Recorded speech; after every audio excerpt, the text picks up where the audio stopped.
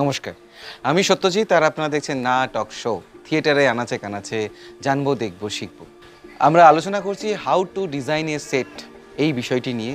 আর এই বিষয়টি নিয়ে আলোচনা করছেন শ্রী জয়ন্ত বন্দ্যোপাধ্যায় মহাশয়। গতদিন দেখেছিলেন এর তৃতীয় পর্ব, আর আজ দেখবেন চতুর্থ তথা শেষ পর্ব। চলুন দেখে নেওয়া যাক।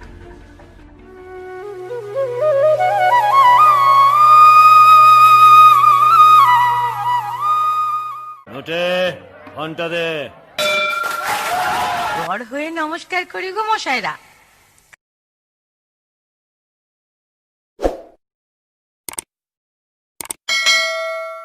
আর একটা নাটকের কথা, যদিও সেটার প্রযোজনা আমি অন্য কারোর দেখেছি, কিন্তু নাটকটা আমাকে খুব ছুঁয়েছিল। কারণ নাটকটার প্রত্যেকটা সংলাপ, তার চলন আমাকে খুব ছুঁয়েছিল। এবং এটা হচ্ছে ঈর্ষা, যেটা আমি কোনোদিন ভুলতে পারিনি। ঈর্ষা অসাধারণ লেগেছিল। টেক্সটটা, তার সংলাপগুলো, মানে প্রত্যেকটা পুরোটা যেন একটা কবিতা, আমার অসাধারণ লেগেছিল। 7টা সংলাপই ধর 7টা, অত বড় নাটক কিন্তু মোট 7টা সংলাপ। তো সেইটার আমি অন্যরকম একটা দেখেছি, এবং তুমি যখন আমাকে ছবিগুলো পাঠালে সেটা একটা অন্যরকম আমি দেখলাম।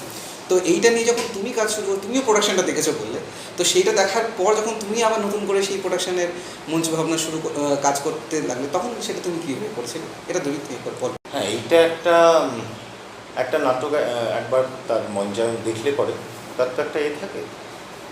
কিন্তু ওই আমার ক্ষেত্রে যেটা হয়, আমি নিজের ক্ষেত্রেও, নিজের কাজের ক্ষেত্রেও আমি কখনো রিপিট করতে চাই না। এটাই আমার ভীষণ ইয়ে, যে একটা নতুন কিছু, সেটা খারাপ হতে পারে, কিন্তু রিপিট আবার যেটা করেছি তার কখনো কখনো কিছু কিছু জিনিস চলে আসে, যেমন সেগুলো একদম ওই মানে রিকোয়ার্ড স্পেস। একটা নাটক একটা ড্রয়িং রুমের মধ্যে হয়েছে, হ্যাঁ, সেখানে ওই ড্রয়িং রুমের কিছু প্রয়োজনীয় ফার্নিচার সেগুলো লাগবে, বা তুই বেসিক্যালি ওইটাকে খুব খুব বেশি স্পেস ভ্যারাইটি করতে পারবি না, হ্যাঁ। তো ফলে ওইগুলো একটু কমন হয়ে যায়। তাছাড়া এমনি মূল যে ওই বললাম নাটকের আত্মাকে ধরার যে জায়গাটা, সেইটা কোনো ক্ষেত্রেই যেন অন্যটার সঙ্গে না মেলে, এরকম একটা ভাবনা থাকে। তো সেটা এমনি নিজের নাটকের ক্ষেত্রেও হয়।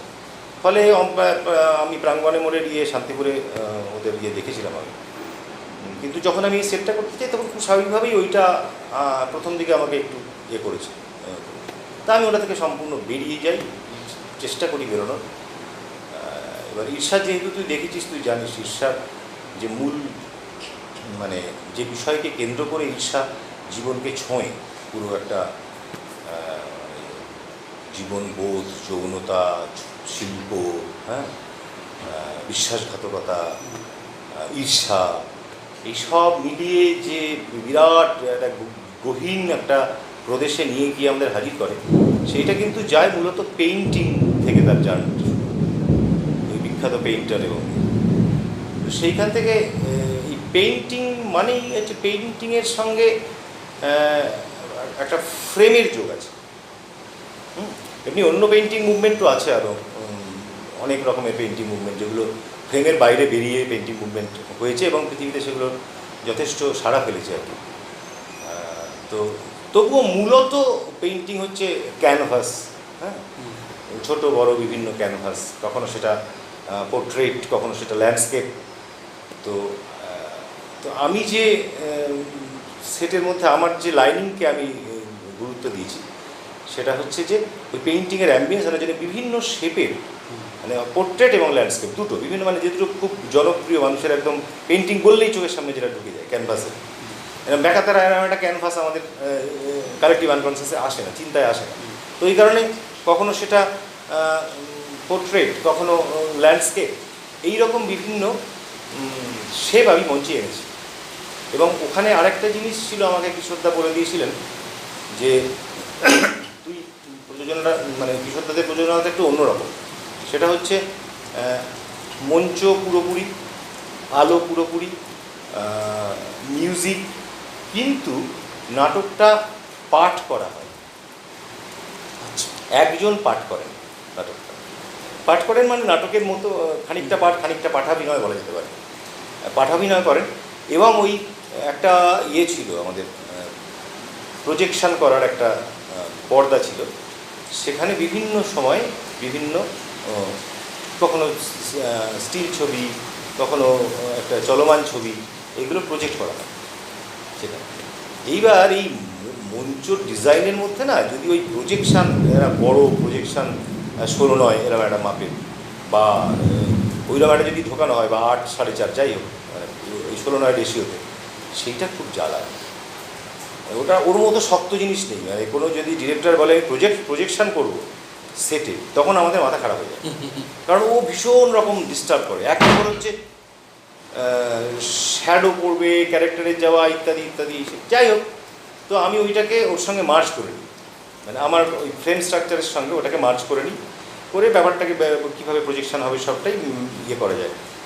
এইটা হচ্ছে বাইরের একটা জায়গা। সঙ্গে সঙ্গে ওই যে ক্যানভাসগুলো আমি আনি, সেই ক্যানভাসগুলোর মধ্যে বিভিন্ন ছবি আনি।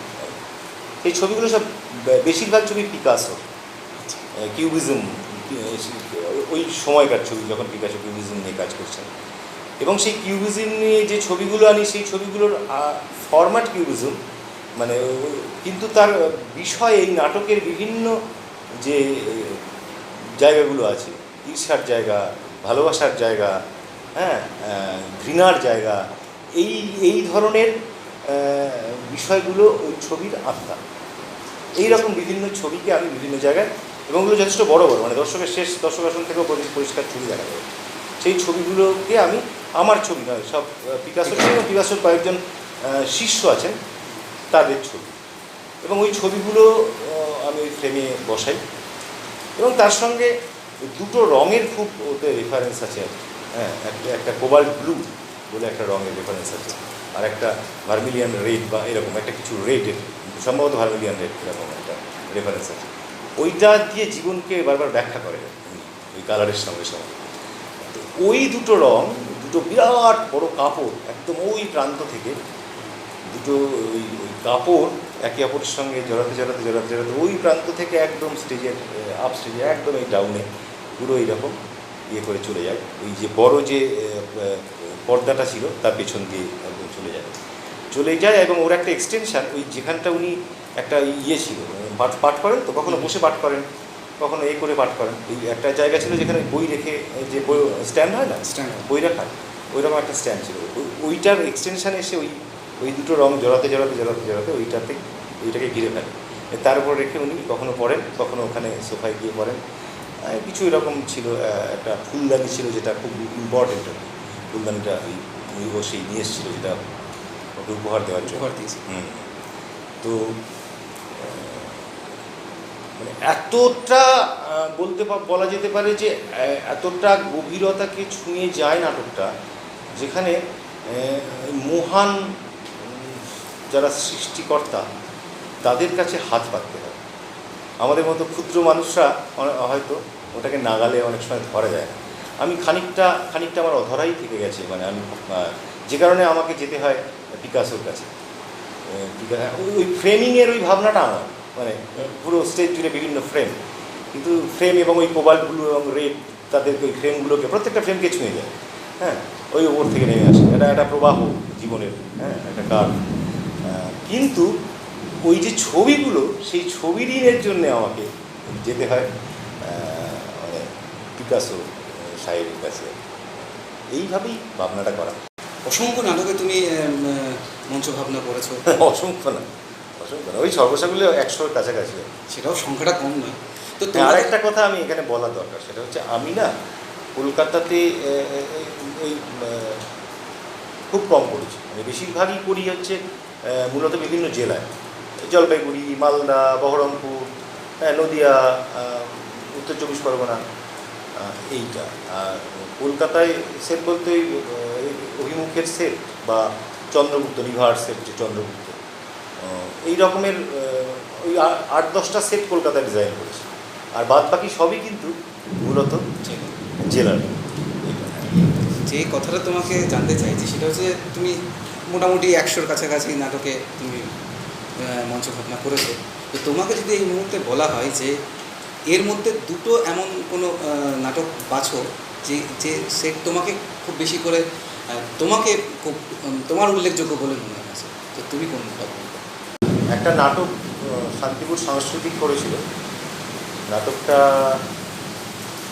মাংস, নাটকটা এটা ওই ওই আগে ইয়ে করতো না, অন্য থিয়েটার সেই রবীন্দ্র সদনে সারা রাত সারা রাত থেকে 31শে ডিসেম্বর ইয়ে করতো না, ওইখানে নাটকটা প্রথম হয়েছিল। ওই মাংস নাটকের সেটটা আমার সেট ভাবনা আমি এখন খুব ছটফট করছি আর কি, মানে কী করে আমি ওই যেটা বলছিলাম যে একটা ইঙ্গিত, একটা সিম্বল বা একটা কোনো এইরকম রূপ দিয়ে আমি নাটকের আত্মাকে ধরব। হ্যাঁ, এই এই এই এই জার্নিটায় যখন আমি ঢুকতে চেষ্টা করছিলাম, সেই সময় আমি প্রথম যে কাজটা খুব বেশ আমার নিজের তৃপ্তি হয়েছিল, আসলে দুই অভিনেতা বা একই বিষয় আর কি, মানে অভিনেতা হয়তো একদিন একটা অভিনয় নিজে ঠিক করতে পারলো না, কিন্তু দর্শক বললো অসাধারণ হয়েছে। আবার একদিন সে খুব চরিত্রটাকে ছুলো, কিন্তু দর্শক বললো আজ তোমারটা ভেতরে ভালো হয়নি। অভিনেতা জানে যে সে আসলে কোন দিন চরিত্রের কাছে যেতে হবে। তো সেই রকম মাংস এমনি পরিচালক বা কৌশিক চট্টোপাধ্যায়েরই ডিরেকশন ছিল। আমার বেশিরভাগ কাজই মানে সাংস্কৃতিকের প্রায় কয়েকটা নাটক ছাড়া সব নাটকের মঞ্চভাবনাই আমি করি, তো সেই কারণে কৌশিকের কথাটা বারবার আসছে। তো ওই মাংস নাটকের যে মঞ্চ করেছিলাম সেইটা আমাকে ভীষণ ভালো লেগেছিল আমার, এবং দর্শকদেরও অনেককে ভাবিয়েছিল আর কি। এটা গেল একটা যদি বলিস। আর তারপর মানে এক একটা মঞ্চ এক এক দিক থেকে চ্যালেঞ্জিং হয়। যেমন কোজাগুড়ির মঞ্চ আমার একটা ভালো লাগা মঞ্চ। অচলায়তন আমি বলেছি এর আগে, অচলায়তনের কথা। আমার মানে ওই মাংস অচলায়তন প্রায় পরপর থাকবে। চন্দ্রগুপ্তর যে মঞ্চ মানে কলকাতায়, যেটা এই ধরনের মঞ্চ আমি এর আগে করিনি, মানে অত বড় লেভেলস, লেয়ার্স অ্যান্ড লেভেলস, এবং একই জায়গায় মাল্টি স্পেস, তো এই রাজপ্রাসাদ, এই পাহাড়, এই ইয়ে, তো সেইটাকে যাতে পরিচালককে স্যাটিসফাই করা খুব শক্ত কাজ, মানে কীভাবে উনি কম্পোজিশন করবে। তো বিভিন্ন রেখায় ইয়েতে লেভেলসে, এবং তার সঙ্গে মোটিভ, যে আমি চন্দ্রগুপ্তে যে মোটিভটা করেছিলাম, চন্দ্রগুপ্ত তুই দেখেছি তোরা, যে ওই আমরা তো দোয়াতের মধ্যে পেনে ওই পালক কলম দিয়ে লিখি, আর ওই রকম একটা ওই পুরোনো দিনের দোয়াত আর কি, মানে ওই যুগের একটা বড় দোয়াত, তার মধ্যে একটা তরবারি ঢোকানো ছিল যার পেছনে পালক লাগানো ছিল, এবং সেটা ওই ওপর থেকে সোনার চেন দিয়ে ঝুলবে, ও একদম ইয়ে থেকে ভার্টিক্যাল স্পেসকে ব্যবহার করা হতো, আর তার নিচে লেয়ার্স লেভেলস রয়েছে। এবার ওইটা ঝুলতো, ওর মধ্যে ওইটা এবার মাঝে মাঝে ওটা আলোচিত করা হতো। এই যে চাণক্য তো আসলে তরবারি দিয়ে লেখা ইতিহাস, হ্যাঁ, তো ফলে এই চন্দ্রগুপ্ত আমার একটা অন্য রকমের কাজ, যে কাজটা আমি প্রায় করি, অত লেয়ার্স লেভেলস নিয়ে কাজ, সেটাও আমার একটা ভালো লাগার মঞ্চ। এরকম বেশ কিছু বহরমপুর না, মালদাতে থিয়েটার প্ল্যাটফর্ম বলে একটা দল আছে, সুব্রত পরিচালক, ওদের ভাঙনকাল বলে একটা নাটকের আমি সেট করেছিলাম, সেটাও আমার খুব প্রিয় সেটগুলোর মধ্যে নাটক। এরকম মানে 100টা সেট করেছি, তার মধ্যে বেশিরভাগটাই কিছু হয়নি, সত্যি কথা বলতে। বেশিরভাগ না, সিংহভাগ হয়তো ওই মানে 100টা মানে রাফলি হয়তো 90টা হবে বা 100 হবে, এরকম হবে। আমার তো হিসেব থাকে না। মোটামুটি আমি কালকে তুই বলার পর আমি ভাবছিলাম যে আমি কী কোথায় করেছি। পুরুলিয়াতে করেছি, পুরুলিয়াতে পাখিওয়ালা তোদের ছবিবাড়ি। তো ওর মধ্যে ওই ভালো মন ভরা মানুষের কাছ থেকে ভালোবাসা পাওয়া সব মিলিয়ে হয়তো দেখা যাবে 8-10টা আসছে। ঠিক আছে, আমরা একদম শেষ পর্যায়ে পৌঁছে গেছি। এবার একটা যেটা করবো সেটা হচ্ছে র্যাপিড ফায়ার। তোমাকে দুটো করে শব্দ বলবো, তার মধ্যে তোমার পছন্দ মতো তুমি বেছে করো, কেমন? বাবা, আমি তো স্লো মানুষ, আমাকে বল। ওকে, শুরু করি। অভিনয় না মঞ্চভাবনা? অভিনয়। মফস্বলের থিয়েটার না কলকাতার থিয়েটার? মফস্বলের থিয়েটার। প্রাচ্য না পাশ্চাত্য? প্রাচ্য। গিমিক না কন্টেন্ট? কন্টেন্ট। লাস্ট, ডেমোক্রেসি না ডিক্টেটরশিপ? ডেমোক্রেসি। ওকে, তো এখন যে সমস্ত মানে নিউ জেনারেশন মানুষ যারা আছে, যারা থিয়েটারে এই মঞ্চভাবনা নিয়ে কাজ করতে চাইছে, তো তাদের উদ্দেশ্যে তুমি যদি কিছু বলো। হ্যাঁ, মঞ্চভাবনা নিয়ে কাজ করতে চাইছে কি খুব বেশি লোক? হ্যাঁ, আমি এক দুজনের কথা জানি যারা সিরিয়াসলি কাজ করতে চাইছে, আমাকে ফোনও করে মাঝে মধ্যে। আমাকে না, অনেকেই ফোন করে, তারা কলকাতায় যারা কাজ করতে। তো আমার যেটা দুটো জিনিস বলার, একটা হচ্ছে যে আমাদের মূলত তো দেখা মানে প্রায় পেন্টিংয়ের মধ্যে, পেন্টিংয়েরও ফ্রেম, প্রসেনিয়ামেও ফ্রেম। মূলত প্রসেনিয়ামেই মঞ্চ ভাবনা নিয়ে কাজ হয়, পথ নাটকের ক্ষেত্রে অত বা অঙ্গন নাটকের ক্ষেত্রে অতটা গুরুত্ব থাকে না। তো সেক্ষেত্রে প্রথম পাঠ হচ্ছে প্রকৃতি। প্রকৃতিকে খুব ভালো করে দেখা, দেখা মানে দেখা, খেয়াল করে চেয়ে থাকা, বসা, ছোঁয়া। মানে ছবি আঁকা তো শুধু রং দিয়ে হয় না, সবটা দিয়ে হয়।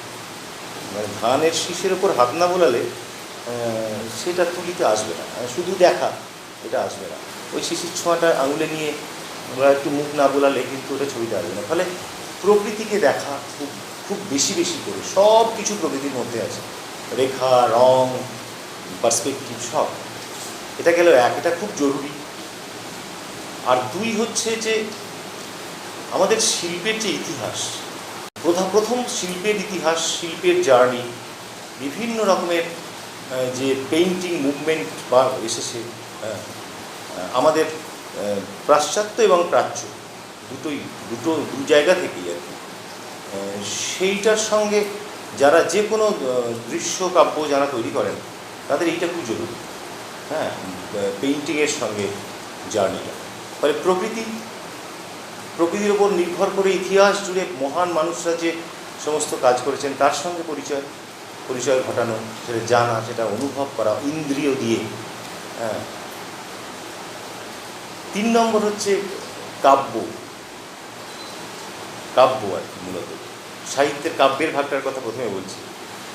মানে মাইকেলের ওই যুদ্ধে যাচ্ছে মেঘনাদ, সেই বর্ণনা পড়লে পরে একটা ছবি তৈরি হয়, ভীষণ রকমের ছবি তৈরি হয়। ওই রস, বা যখন রাবণের কাছে আসছে মেঘনাদ যুদ্ধে যাওয়ার জন্য, তখন বলছে যে একবার অনুমতি দাও, দেখিব এবার বীর বাঁচে কোনো বিষয়।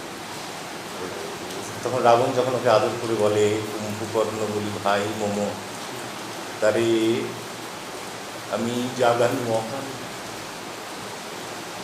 কেঁদে ফেলে রাবণ। দেখো হেরো দেখো তার সিন্ধু তীরে পতিত আছে। এইটা কখন আমি রঙকে সুর করব, কখন আমি মালকোষকে তুলিতে আনব, এইটা খুব জরুরি। মানে নাটকের যদি এমন হয় একজন নাটকের সুরকার, তিনি যে সুরটা তৈরি করলেন, সেই সুরটার সঙ্গে তার রেখা, তার জার্নির সঙ্গে যদি আমার দৃশ্যকল্প মিলে যায়, তার থেকে বড় জিনিস আর হয়। তাহলে বুঝতে হবে যে কোথাও গিয়ে আমি সেটাকে অনুভব করেছি, অন্য সেটাকে অনুভব করেছি। ফলে কাব্যর মধ্যে কী থাকে? ছন্দ থাকে, তাল থাকে, বর্ণনা থাকে। এটা ভীষণ একটা সামগ্রিক জিনিস কাব্য।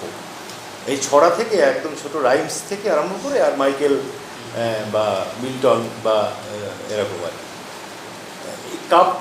এবং তারপরে পুরো অ্যালায়েড বিষয়, সাহিত্য, উপন্যাস। হ্যাঁ, উপন্যাসের পড়াটা যেমন খুব কমে গেছে, কিন্তু উপন্যাসের মতো বর্ণনা কিন্তু ছোট গল্পে পাওয়া যাবে না। হ্যাঁ, ফলে উপন্যাস, এই জার্নিটা, মানে শিল্প, যত রকমের শিল্পকর্ম আছে, প্রকৃতি, আর্ট মানে একদম পেইন্টিং, কাব্য, সাহিত্য, অন্য ধরনের শিল্পকর্ম, স্থাপত্য, ভাস্কর্য ইত্যাদি, এবং সর্বোপরি যেটা না হলে এই পুরো জার্নিটা অসম্পূর্ণ থেকে যাবে, যতটা পারা যায় মানব সভ্যতার ইতিহাস। মানে একটা শিল্প যখন তৈরি হচ্ছে, হয়তো স্পেনে কোনো একটা মুভমেন্ট হচ্ছে, তখন সামাজিক পরিস্থিতি কী, কার ওপর দাঁড়িয়ে ওই ছবিটা আঁকা হচ্ছে, এইটা না জানলে কিন্তু ওই জানাটা খণ্ডিত থেকে যায়। ফলে মানুষের ইতিহাসের সঙ্গে শিল্পের ইতিহাস জড়িয়ে আছে। কিউবিজম এমনি আসেনি, গুয়ের্নিকা ছবি এমনি তার বিরুদ্ধে আক্রমণ নেমে আসে। হ্যাঁ, তো এই গুয়ের্নিকার সঙ্গে জড়িয়ে আছে সেই সময়কার সমাজ, সেই সময়কার ক্ষমতা, তার ডিক্টেটরশিপ, এই সমস্ত বিষয়টা। তো ওই সামাজিক ইতিহাসটা পড়াটাও, সামাজিক রাজনৈতিক ইতিহাসটা পড়াটাও জরুরি আর কি। মানে সব মিলিয়ে সব জার্নিটাই এক। মানে একজন অভিনেতার ক্ষেত্রেও যা, সেই বিখ্যাত আমি পড়েছিলাম, অভিনেতা সে যে জানে। তো সেই ওই জানার কোনো নেই, মানে কিন্তু এরকম একটা মোটামুটি ক্যাটাগরি করা যায় কিন্তু আসলে কোনো ক্যাটাগরি হয় না, যেখানে যা পাও, যেখানে দেখিবি ছাই উড়াইয়া দেখো তাই, পাইলেও পাইতে পারো। অসংখ্য ধন্যবাদ তোমাকে আমাদের সময় দেওয়ার জন্য।